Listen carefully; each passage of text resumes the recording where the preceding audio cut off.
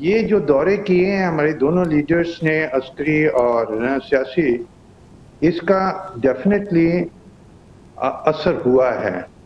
اب آپ کو یاد ہوگا کہ وائس پریزیڈنٹ نے جاتے ہوئے اپنے پریس کانفرنس میں کہا تھا کہ وہ ایک تجویز چھوڑ کے گئے ہیں جو بڑی سمپل ہے،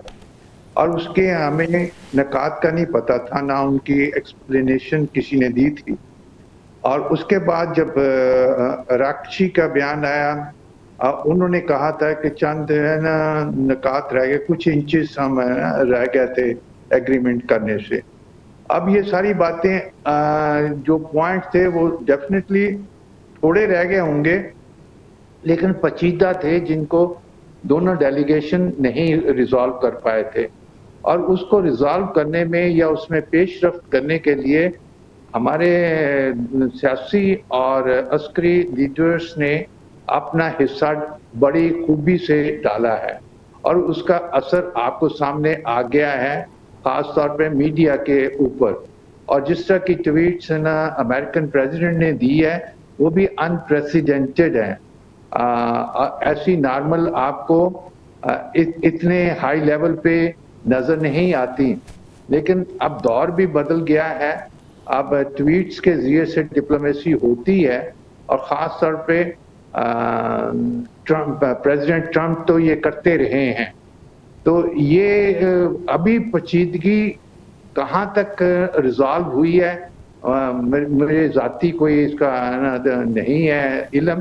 لیکن میں گیس کر سکتا ہوں کہ اس میں تبدیلی آئی ہے دونوں فریقان میں، دونوں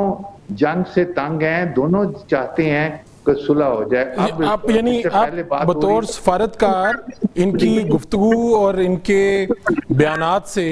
آپ اگر ایک نتیجہ اخذ کرتے ہیں، یعنی حتمی تو نہیں ہے لیکن پھر بھی یہ بات تو ہے کہ بات جو ہے رضامندی کی طرف کافی حد تک بڑھ چکی ہے۔ میں آپ سے سہمت کرتا ہوں اس سلسلے میں، یہ پازیٹیو بہت تعمیری قسم کے بیانات ہیں، لیکن میں اس بات سے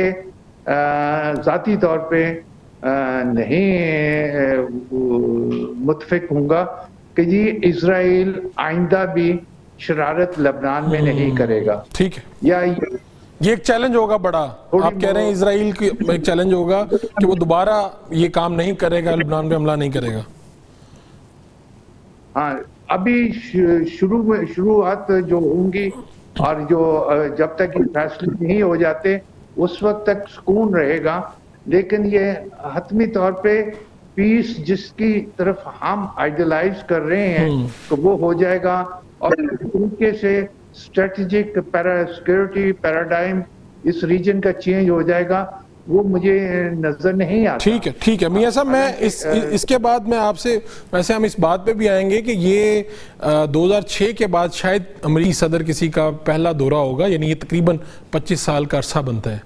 اور یہ پہلے سے پہلے شاید کوئی جمہوری وزیر اعظم اور جمہوری صدر کے دور میں ایسا ممکن نہیں ہوا۔